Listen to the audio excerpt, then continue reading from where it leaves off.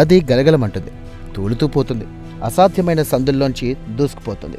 Road మీద అందరు దానికి దారిస్తారు, కొందరు చిరాకుతో, కొందరు నవ్వుతో, కానీ ఎవరు దాన్ని ఆపలేరు.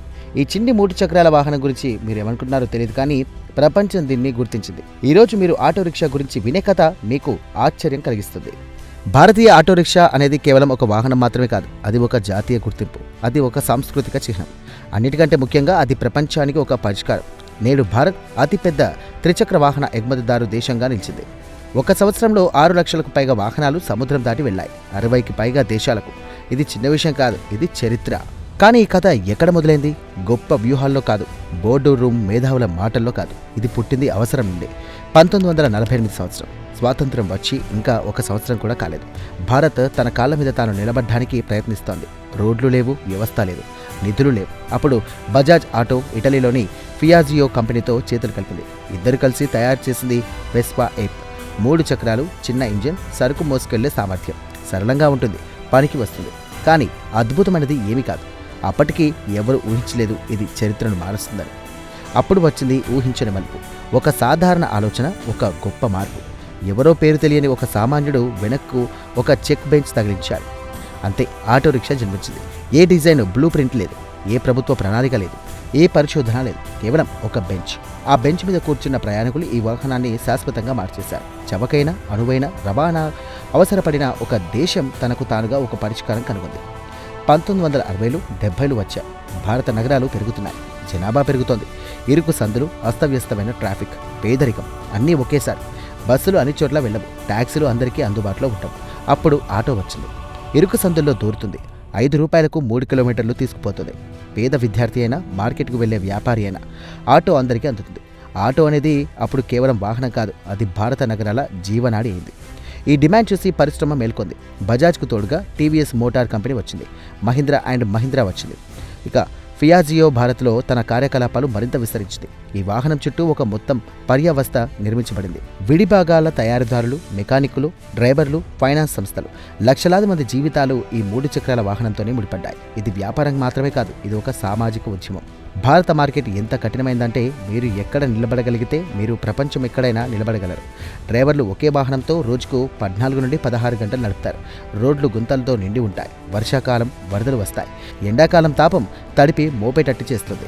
ఇంత ఒత్తిడిలో వాహనం విరిగిపోతే పని ఆగిపోతుంది, పొట్ట ఆగిపోతుంది. అందుకే ఈ మార్కెట్ తయారీదారులను నిరంతరం నెట్టింది.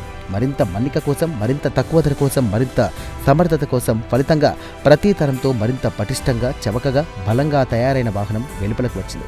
1991 వచ్చింది. భారత్ తన తలుపులు తెరిచింది. ఆర్థిక సంస్కరణలు వచ్చాయి. భారతీయ కంపెనీలు మొట్టమొదటిసారిగా ప్రపంచాన్ని చూశాయి. అప్పుడు వారికి ఒక సత్యం అర్థమైంది.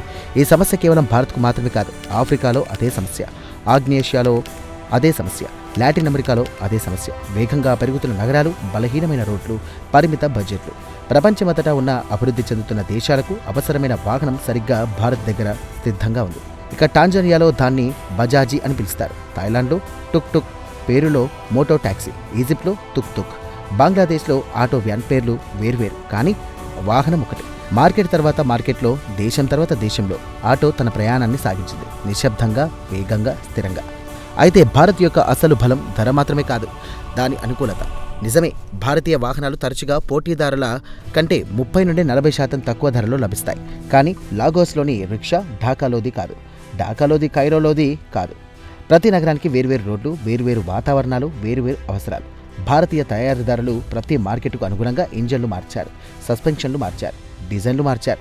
టీవీఎస్ కింగ్ మోడల్ ముఖ్యంగా కఠినమైన భూభాగాల కోసం, గ్రామీణ రోడ్ల కోసం నిర్మించబడింది.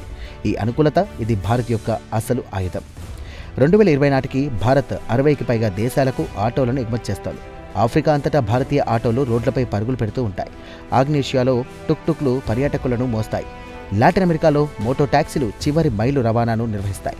ఈ వాహనం కేవలం ఒక ఉత్పత్తి కాదు, ఇది భారతీయ తయారీ నైపుణ్యానికి ప్రతీక. అప్పుడు వచ్చింది తదుపరి అడుగు, ఎలక్ట్రిక్. భారత ప్రభుత్వం ఫేమ్ పథకం ద్వారా ఎలక్ట్రిక్ వాహనాలకు భారీ ప్రోత్సాహం అందించింది. సబ్సిడీలు వచ్చాయి, తయారీదారులు పెట్టుబడులు పెట్టారు, నగరాల్లో ఛార్జింగ్ స్టేషన్లు వచ్చాయి. ఢిల్లీ, బెంగళూరు, అలాగే హైదరాబాద్ ఒక్కొక్కటిగా ఎలక్ట్రిక్ ఆటోల వైపు మొక్కుతున్నాయి. శబ్దం తక్కువ, కాలుష్యం తక్కువ, నడిపే ఖర్చు కూడా చాలా తక్కువ. డ్రైవర్లకు మరింత ఆదాయం, ప్రయాణికులకు మరింత సౌకర్యం. ఈ మార్పు దేశంలో మాత్రమే ఆగలేదు, ప్రపంచం చూసింది, నేర్చుకుంది. కెన్యాలో నైరోబీ వీధుల్లో ఎలక్ట్రిక్ ఆటోలు కనిపిస్తున్నాయి.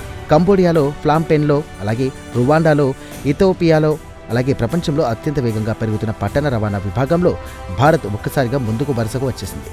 నేడు ఎలక్ట్రిక్ ద్విచక్ర వాహనాలు ఈ విభాగంలో భారత్ యొక్క అత్యంత వేగంగా పెరుగుతున్న ఎగుమతి. సంఖ్యలు మాట్లాడుకుంటున్నాయి. కేవలం ఒక్క సంవత్సరంలో భారత్ 6 లక్షలకు పైగా ద్విచక్ర వాహనాలను ఎగుమతి చేసింది. ఇది ద్విచక్ర వాహనాల తర్వాత 2వ అతిపెద్ద వాహన ఎగుమతి విభాగం.